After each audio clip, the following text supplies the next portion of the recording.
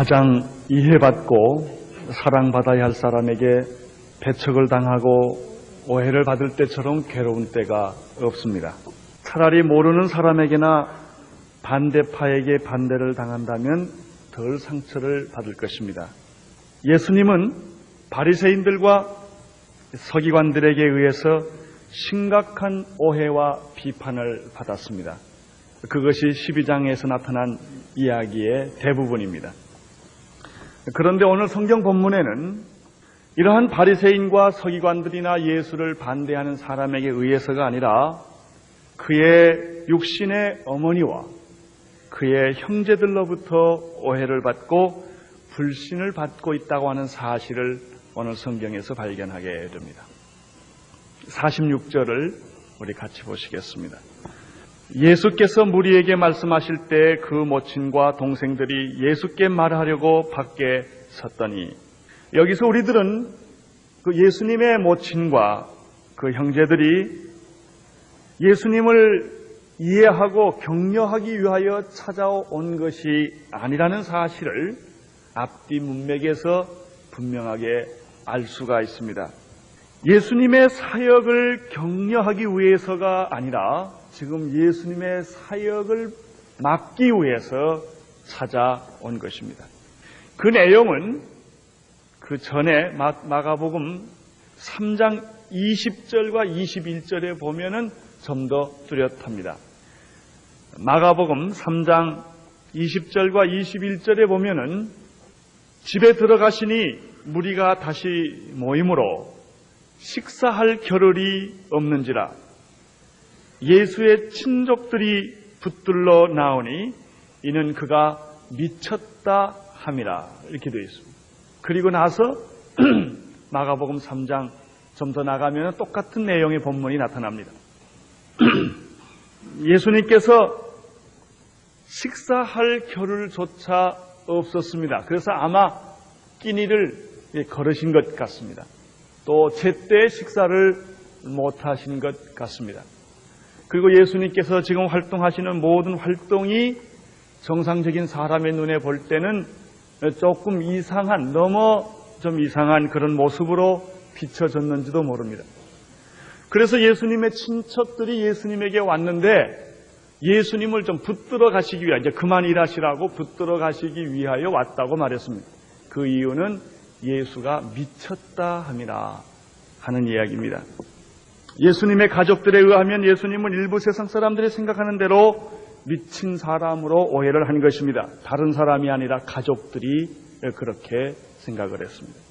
식사를 거르면서까지도 무리하게 고된 사역을 하고 있다든지, 끊임없이 바리새인들과 서기관들과 충돌을 하고 있다든지, 그리고 알 수 없는, 보통 사람으로서는 할 수 없는 기적을 베풀고 있다든지 하는 소문들이 이 가족들에게 들려왔기 때문입니다. 이걸 보면 가족들과 예수님은 같이 사신 것이 아닌 것이 분명합니다. 그렇기 때문에 이 특별히 마리아 어머니는 인간적으로 예수를 사랑하기 때문에 그러한 미쳤다는 소문이 나 있는 예수에게 찾아와서 그를 즉각 그 행동을 중지시키고 잡으러 온 것입니다. 사실 예수님 살아 계시는 동안에는 그 가족들이 예수를 제일 이해하지 못했습니다. 그러나 성경에 보면 예수님의 가족들은 예수께서 십자가에 못 박혀 죽으시고 3일 만에 다시 부활할 때까지는 불확실하고 불신앙적 태도를 취했는데 부활하시고 나서부터 예수님의 가족들이 태도가 변하는 것을 성경에 보게 됩니다. 마가복음 3장 31절에 보면은 오늘 본문과 비슷한 내용이 계속해서 나옵니다. 거기에는 이렇게 말했습니다. 때에 예수의 모친과 동생들이 와서 밖에 서서 사람을 보내어 예수를 부르니, 이렇게 되어 있습니다. 아마 예수님이 말씀을 가르치고 있는 동안에 사람들이 많이 모였기 때문에 예수님이 있는 곳으로 들어갈 수가 없었습니다. 그래서 사람을 시켜가지고 내 엄마가 왔다, 좀 잠깐 나와라, 이렇게 이야기를 한 것 같습니다. 누가복음 8장 19절에도 똑같은 내용의 기사가 있는데 거기에는 이렇게 되어 있습니다. 예수의 모친과 그 동생들이 왔으나 무리를 인하여 가까이 접근하지 못했다라고 되어 있습니다. 우리는 이 세 본문 마태복음과 마가복음과 누가복음에서 예수님의 그 모친과 여기 요셉에 대한 얘기가 없는 걸 보면 요셉은 이때 이미 죽은 것 같습니다. 요셉에 대한 얘기가 없고 그 어머니에 관한 얘기가 있고 동생들에 관한 얘기 있는데 이 인물들 중에서 특별히 주축이 되는 사람은 어머니입니다. 마리아입니다. 아마 그 동생들은 어머니의 의견에 따라서 같이 동행을 한 것으로 되어 있습니다. 마리아는 어떤 사람입니까? 예수님의 사역 초기에 특별히 요한복음 2장에 보면은 누구보다도 예수님의 신성을 인정했던 사람입니다. 그것뿐만 아니라 그 자신이 예수를 잉태할 때 남자를 통해서 잉태하지 아니하고 성령을 통해서 잉태했던 것을 누구보다도 잘 아는 것은 마리아 자신일 것입니다.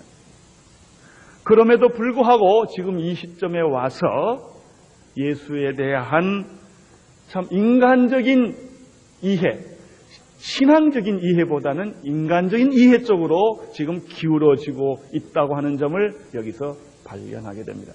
이것이 바로 인간적인 갈등과 신앙적인 이해의 차이입니다. 이 부분은 마치 베드로가 예수님을 인간적으로 지극히 사랑하고 충성하였지만 그러나 그의 충성과 사랑은 신앙적이지 못하고 인간적이었던 것과 똑같은 그런 모습을 여기서 발견하게 됩니다. 사람은 누구든지 이러한 오류를 범하게 되는 것 같습니다. 이런 의미에서 캐토릭에서 마리아를 너무 지나치게 숭배하는 것은 잘못된 오류라고 하는 사실을 여기서 우리는 발견하게 됩니다. 그분은 훌륭한 여자입니다. 그러나 신적인 여자는 아닙니다.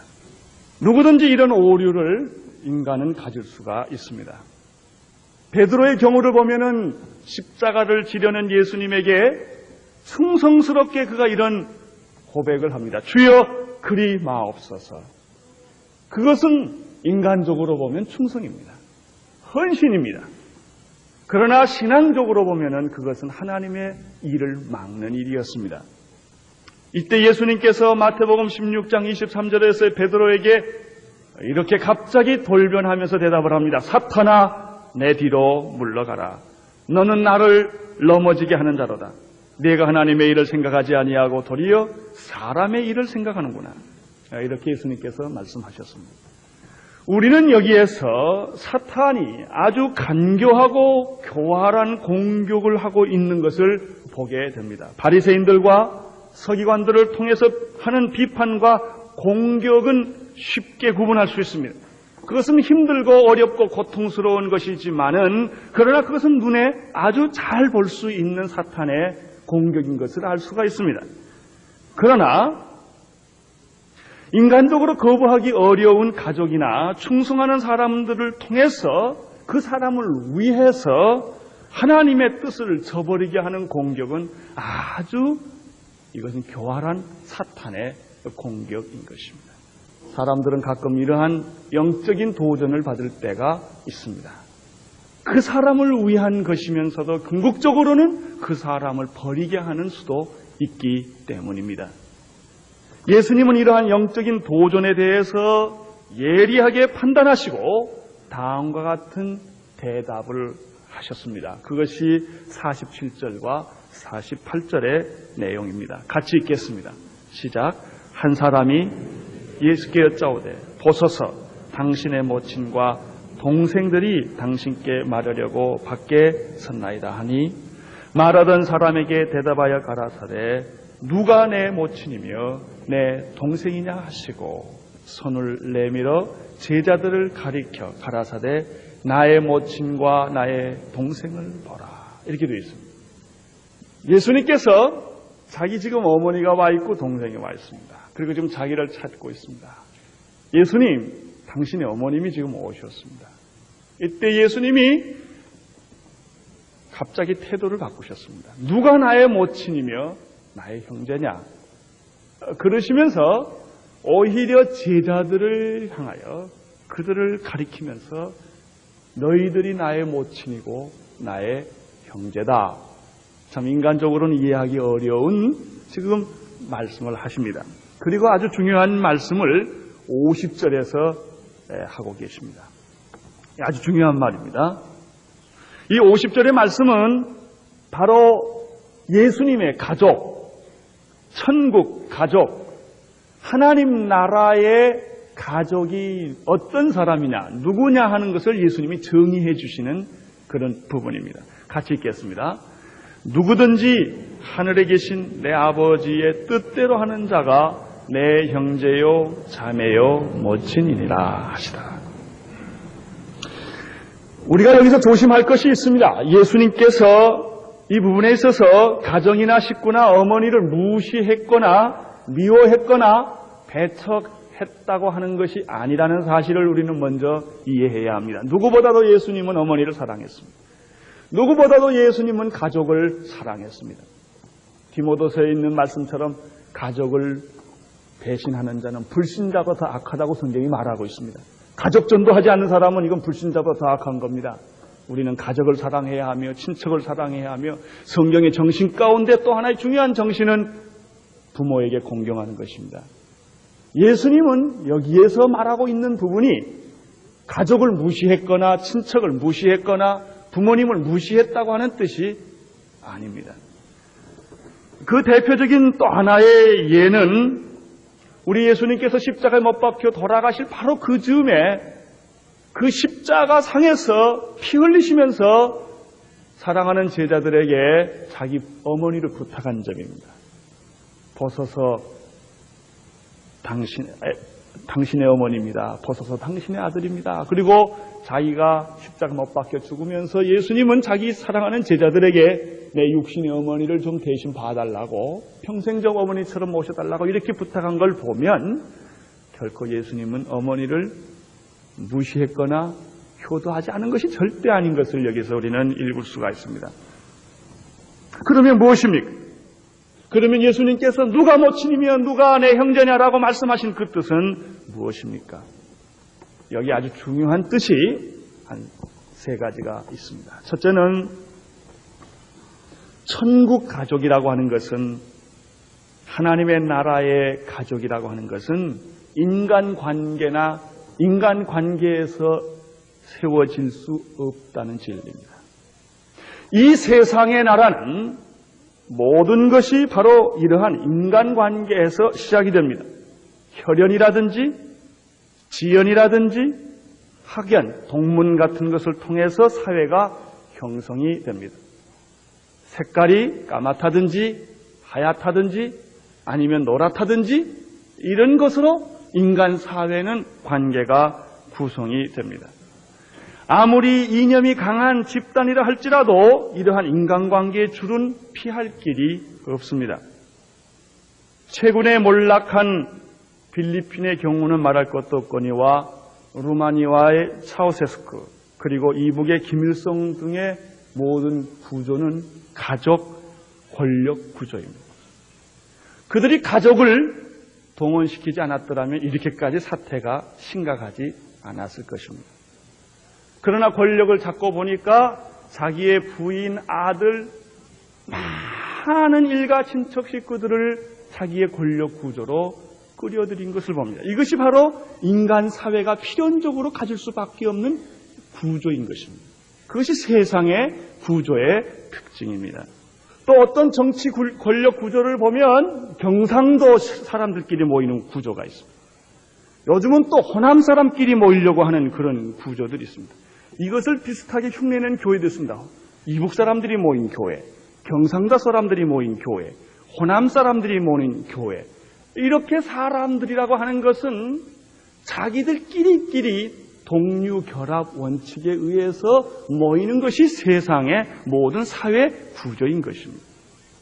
또 그런 것이 아니라면 어느 학교 출신 동문이냐 하는 것들이 그 인간관계에 있어서 피치 못할 것입니다. 선배냐 후배냐 몇 끼냐 이러는 것들입니다.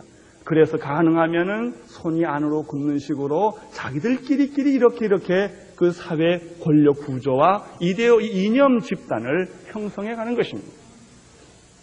이러한 이해관계와 전혀 상관이 없다고 하는 이념 집단에도 우리는 김일성이나 차우세스쿠 통일을 통해서 우리는 이런 것들을 많이 현실적으로 보는 것입니다. 그것이 바로 세상 집단입니다. 그러나 천국은 절대로 이러한 인간관계로 인해서 맺어지는 구조가 아니라는 것을 오늘 예수님이 여기서 지금 보여주고 있는 것입니다. 예수님은 마태복음 10장 36절에서 우리가 지난번에 공부를 했습니다마는 사람의 원수가 자기 집안 식구이다 이렇게까지 말씀하셨습니다. 이 말씀은 어느 부분에 있어서 진리입니다. 혈연과 지연과 학연이 중요합니다. 그러나 그것은 세상에서 인간관계일 뿐이지 천국에서는 이것이 통하지 않습니다. 두 번째입니다. 그러면 하나님의 나라의 기초는 어디에 근거를 합니까? 영적인 관계에서 천국 가족이 시작된다고 하는 것입니다. 초대 기독교인들은 다음과 같이 말했다고 합니다. 크리스찬의 유일한 친척은 성도일 뿐이다. 성도들이 우리의 가족이요 친척이다. 이렇게 말했습니다. 요한복음 7장 5절에서 예수님의 형제에 대해서 이렇게 말했습니다. 이는 그 형제들이라도 예수를 믿지 아니함이로라. 예수님의 형제들이 예수를 믿지 않았습니다. 그렇다고 놀랄 것은 하나도 되지 못합니다.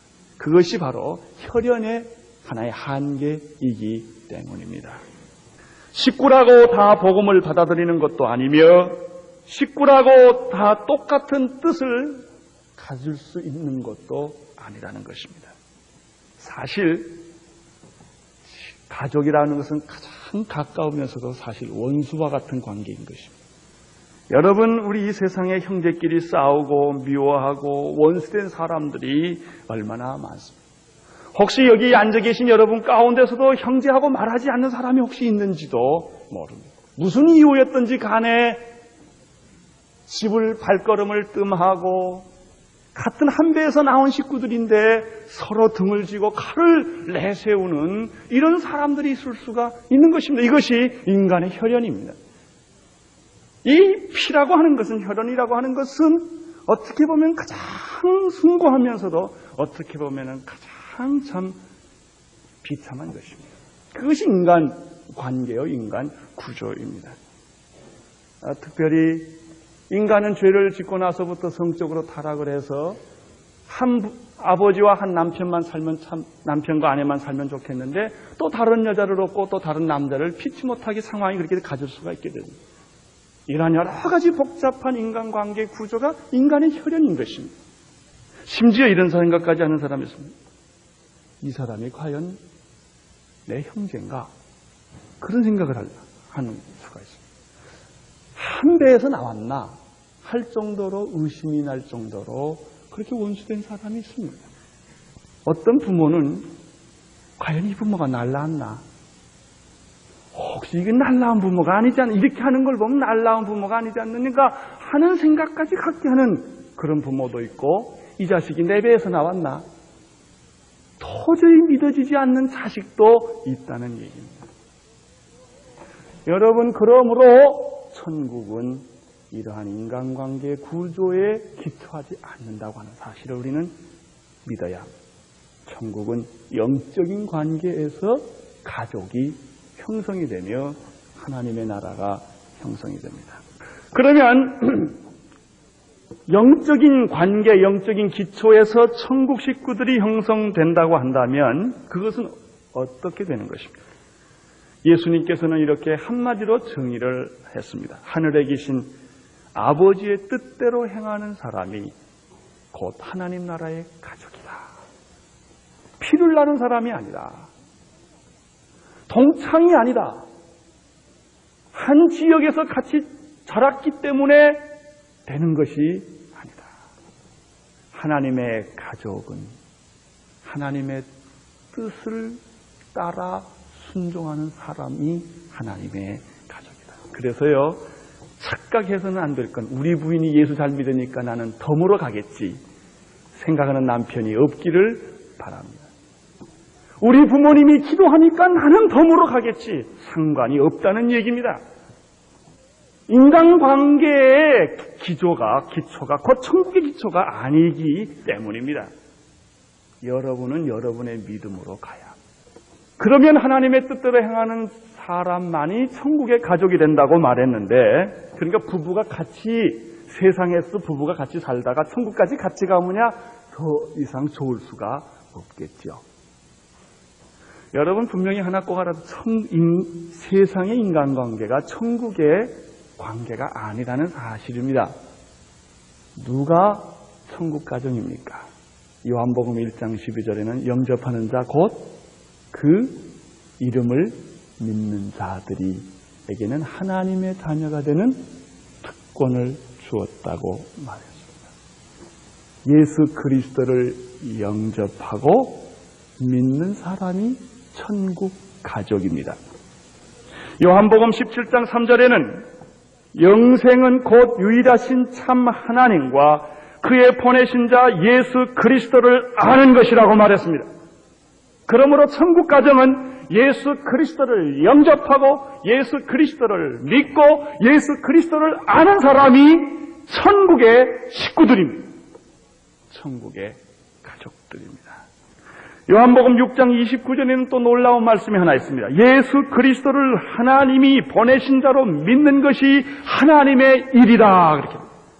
우리가 하나님의 일한다, 하나님의 일한다 하는 말을 하는데 하나님의 일이란 예수를 믿는 것을 의미한다. 예수님의 피로 한 몸을 이루고 그분의 지체로서 한 가정을 이룬 사람들입니다. 이 사람들이 다 천국 가족들이요, 천국 식구들인 것입니다. 한 걸음 더 나아가서 천국 식구는 입으로만 주여 주여 하는 사람이 아닙니다. 하늘에 계신 내 아버지의 뜻대로 행하는 사람이 천국 가족입니다. 마태복음 27장 21절과 23절 우리가 산상설교하면서 다 배웠습니다. 나더러 주여 주여 하는 자마다 천국에 다 들어가는 것이 아니요 다만 하늘에 계신 내 아버지의 뜻대로 행하는 자라야 들어가리라. 그날에 많은 사람들이 나더러 이르되 주여 우리가 주의 이름으로 선지자 노릇도 하며 주의 이름으로 귀신을 쫓아내며 주의 이름으로 권능을 행하지 아니하였나이까 하리니 그때 내가 저희에게 밝히 말하되 내가 너희를 도무지 알지 못하니 불법을 행하는 자들아 내게서 떠나가라. 이렇게 예수님이 말씀하셨습니다. 여러분, 교회 들락날락하고 찬송가 부르고 기도하고 주여 주여 한다고 내 자식들이 아니라는 말입니다. 내 아버지의 뜻대로 살고 행동하고 내 아버지의 뜻대로 믿는 사람이 바로 천국 가족이다. 예수님께서 이렇게 말씀을 하셨습니다. 오해하지 마십시오. 교회 단순히 왔다 갔다고 해서 천국이 보장되는 것이 아닙니다. 진실로 내 마음속으로 내 삶을 통해서 하나님을 인정하고 예수 그리스도를 내가 믿고 그 뜻대로 사는 사람만이 하나님과 연계된 가족이라고 하는 것입니다. 천국 가족. 이 사람이 천국 가족. 그 사람이 어머니입니다. 그러니까 여러분 내 어머니 될 수가 있어요. 여러분 내 형제가 될 수 있어요. 내 누님도 될 수 있고요. 내 친구도 될 수 있어요. 영적인 관계의 기초에서 볼 때 그렇다는 얘기입니다. 오늘 이 말씀을 통해서 세 번째로 발견하는 놀라운 진리가 하나 있습니다. 하나님, 그러면 결론이에요. 하나님의 나라의 가족은 결론 누구냐 하는 것이에요. 49절에 이렇게 예수님이 말씀하셨습니다. 49절. 시작. 손을 내밀어 제자들을 가리켜 가라사대 나의 모친과 나의 동생을 보라. 예, 예수님께서 손을 내밀어. 근데 이렇게 제시를 했겠죠. 손을 내밀어. 당신이 내 모친이요, 내 형제요, 내 동생이다. 이 원문에는 볼지어다라는 말이 먼저 나옵니다. 감탄사로 시작되는 말이 먼저 나옵니다. 누가 천국 가족입니까? 혈연에 의해서 이루어지는 것이 아니라 진정한 예수 그리스도의 제자의 삶을 살아가는데 천국 가정의 뜻이 있습니다. 이것은 놀라운 말씀입니다. 그러나 사실입니다. 이 진리는 영적인 모든 영역에서 다 이루어집니다. 여러분 친구 있죠? 여러분 친구 아마 있을 것입니다. 예수를 믿고 나면 친구의 개념이 변합니다. 옛날에 그렇게 친하던 친구가 가까워지지가 않아요. 피를 하는 형제도 안 돼요. 진짜 복음을 알고 나면, 잘 들으세요. 참 우정은 영적인 데서 시작됩니다. 영적으로 맺어진 우정, 그것은 설명할 수 없이 깊고 오묘한 것입니다. 여기 결혼하신 분들이 많이 계십니다. 진정한 결혼은 영적으로 맺어진 부부입니다. 그래서 이런 부부들이 있죠. 한 사람은 예수 잘 믿고 한 사람은 안 믿으면요, 참 갈등이 많습니다. 영적으로 일치감이 없기 때문에. 그 육신과 육신이 만나서 잠자는 게 무슨 의미가 있어요? 애기 낳고 사는 게 도대체 뭐예요? 허무함이 짝이 없는 거예요. 썩어질 육신, 무덤에 갈 육신, 그 명예, 돈, 집, 다 이게 무슨 의미가 있는 거예요? 나이가 들수록 허무해지는 겁니다. 진정한 결혼은 영적인 가족의 기초에서 만들어진 부부입니다. 진정한 우정은 영적인 관계에서 기쳐진 그 기초한 형제와 자매일 때, 이것은 지상에서뿐만 아니라 천국에까지 가는 것입니다. 이것이 진정한 가족입니다. 이것뿐만 아닙니다. 영적인 것으로 기초가 된 학문 다르습니다. 영적으로 기초가 된 문학, 음악, 미술, 모든 다양한 예술의 세계에 있어서도 근본적으로 달라요. 성령 충만한 사람이 부르는 노래와 성령이 없는 사람이 부르는 노래는 전혀 다릅니다. 악기 연주도 다릅니다. 미술도 다릅니다. 문학 작품 쓰는 것도 다릅니다. 기초가 다르기 때문입니다. 이것이 새로운 세계. 영적으로 맺어진 것은 무엇이든지 어떤 것이든지 그것은 세상 것과 바꿀 수 없는 높은 가치가 있는 것입니다. 이 말은 여러분이 조심하게 들 게 또 하나 있어요. 이렇게 영적인 가정은 중요하기 때문에요, 영적인 가족끼리 상처받으면 상처가 보통 큰 게 아닙니다. 그래서 예수 믿는 사람들은 조심해야 됩니다. 믿는 사람끼리 한번 상처받으면 그 상처가 깊습니다. 왜냐하면 이것이 영적으로 생겨진 일이기. 제가 이번에 여러분들이 기도해 주신 덕분으로 은혜 가운데 무사히 건강진단을 하는 여행을 잘 마치고 돌아왔습니다. 제가 이번에 여행에서 여러 가지 참 간증할 일들이 참 많이 있는데, 떠날 때부터 돌아올 때까지 제가 곰곰이 이 말씀을 준비하면서 생각해 보니까, 만난 사람들은 다 예수쟁이들이에요. 내가 왜 이렇게 됐나. 그런데 어디를 가나, 예를 들면 제가 갔던 병원에 그 로체스터에 한국인 10가정이 사는데, 난생 처음 보는 그 장로님, 의사분이 저를 공항에 와서 마중 나와주고 자기 집에 저녁을 대접해주고, 그 모든 가정을 그냥 그렇게 친절하게 잘해줄 수가 없어요. 제가 언제 봤다고요, 그 사람. 내 형제면 그렇게 하겠어요? 시간을 내서 돈을 써가면서 어느 호텔에 가면 누가 모르게 다 돈을 다 지불해 준 사람이 있고, 그 10가정이 모이는 로체스터에 간 제가 그 본 일이 언제 있어요? 크리스마스 예배를 같이 참여를 했는데, 그저 자기 집에 그냥 모셔가서 식사를 안 한다고 그냥 그게 화예요. 제가 언제 봤다고 그런 일이 어떻게 생길 수가 있겠습니까? 그날 처음 본 거예요. 그런데 우리는 한 가족 같았고, 한 식구 같았고, 내 형님 같았고, 내 동생 같았고, 내 부모님 같은 그런 걸 느꼈어요. 근데 그게 가는 데마다 어디를 가나, 제가 물론 아는 사람 만나는 건 너무나 당연한 일이지요. 예를 들면 오성현 집사님 만나서 참 놀랍게 재밌게 참 서로 교제했다. 이건 당연한 일이지만, 전혀 알지 못하는 사람이 그저 20년 그냥 뭐 죽었다 살아난 사람 만난 것 같이 좋아하고, 여러분 이게 무슨 비밀입니까? 그게 제가 느낀 게, 달 날아가도 우리는 외롭지 않다. 지구 어느 곳으로 가든지 크리스찬은 외롭지 않다. 예수 이름 하나 때문에 우리가 서로 언제 봤다고요? 이렇게 친할 수가 있겠습니까? 이것이 천국 가정입니다. 그리고 옛날에 만났던 관계가 아닙니다. 옛날에 친했던 관계라 할지라도 이번에 제가 뉴욕을 갔더니 이동원 목사님 비행기 타고 오시고 김남수 목사님이 오시고 홍정길 제가 왔다고 말이죠. 그렇게 뭐하러 왔냐 그래서 내 얼굴 보러 왔대요.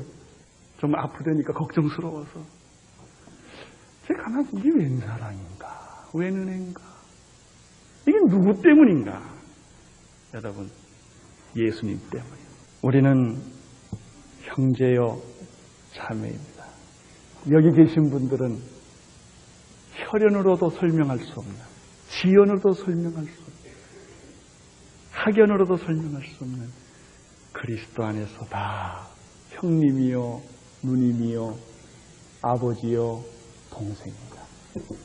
오늘 예수님이 우리에게 가르쳐 주신 진리가 여기에 있습니다. 누가 내 모친이며 누가 내 형제냐? 그게 아니다. 내 아버지의 뜻대로 살고자 하는 사람이 다 우리의 형제요, 자매요, 우리의 가족이다. 사랑하는 성도 여러분, 교회에 나오는 사람 중에서 제일 불행한 사람은 왔다 가는 사람입니다. 물론 등록도 않고 살짝 왔다 살짝 가는 사람, 말씀만 듣고 가는 사람, 제일 불행한 사람이라고 나는 말씀드리고 싶습니다. 말씀 듣는 축복도 중요하지만 천국 가정의 교제권을 잃어버린 사람, 불행한 사람입니다. 세상에 어디 가서 위로받습니까? 여러분 구역에 꼭 가십시오. 어떤 분들은 뭐 다 그렇다는 것이 우리 교회 구역들 가운데 몇 구역은 교회는 안 나와도 구역은 꼭 가는 사람들이 있습니다. 구역이 그렇게 좋대요. 아니 세상에서 이런 모임을 내가 어디서 봤냐 이거예요. 언제 받길래 서로 위해 기도해주고, 언제 받기에 서로 염려해주고, 언제 받기에 서로 이렇게 사랑하느냐 이거예요. 밤 12시가 돼도 우리는 헤어질 수가 없다. 그게 천국 가정이기 때문에 그런 것입니다. 1:1 성경 공부 그래 중요한 것입니다. 여러분, 우리는 천국을 누리며 사는 사람들, 외롭지 않은 사람들. 우리는 절대로 외롭지 않은 사람입니다. 찬송가 278장 가운데 이거 찬송 하나 부르고 오늘 제 설교를 마치겠습니다. 찬송가 278장 가운데 사랑하는 주님 앞에 형제자매 한자리에 크신 은혜 생각하여 즐거운 찬송 부르네. 2절 사랑하는 주님 앞에 온갖 충성 다 바쳐서 괴로우나 즐거우나 주님만 힘써 섬기네. 3절이 중요합니다. 사랑하는 주님 예수 같은 주로 섬기나니 한 피바다 한 몸이른 형제여 친구들이여. 이렇게 되어 있습니다. 1절과 3절을 우리 오늘 말씀을 생각하면서 같이 부르십시다.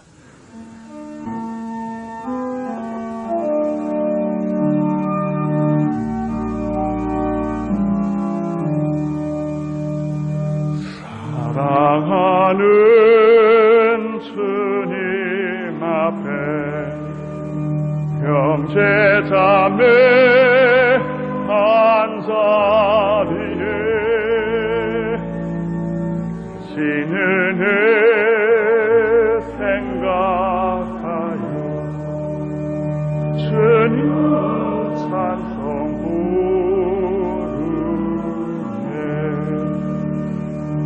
내 주 예수 오늘 받아 모든 사랑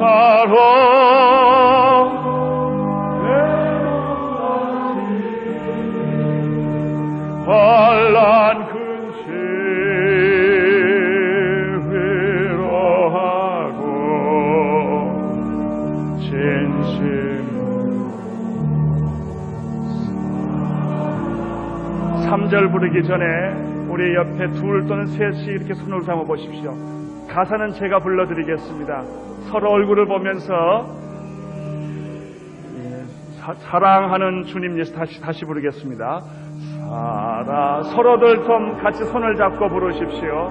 주님 예수 같은 주로 섬기나니 한 피바다 한 몸이른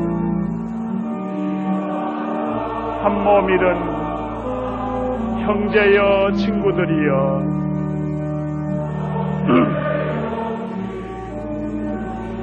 한 몸같이 친밀하고 마음조차 하나 되어 한 몸같이 친밀하고 마음조차 하나 되어 우리 주님 크신 뜻을 주님 크신 뜻을 지성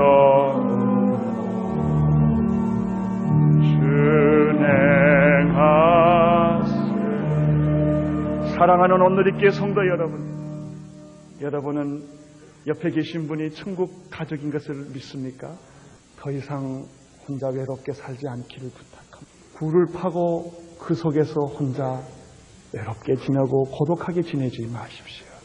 우리는 다 주님 안에서 형제요 자매입니다.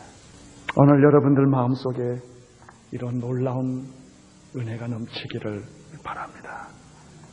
우리는 한 목적, 한 방향, 한 꿈을 가지고 사는 사람입니다. 주님이 우리에게 맡겨주신 지상명령을 성취하기 위하여 모인 사람들입니다. 서로 예수님처럼 그러기에 사랑하십시오. 형제가 실수 있거든 동생이 그럴 수 있다고 생각하십시오. 형님이 좀 잘못했다고 생각하십시오. 너무 비판하지 마세요. 너무 욕하지 마십시오. 너무 의심하지 마십시오. 우리는 식구입니다. 형제입니다.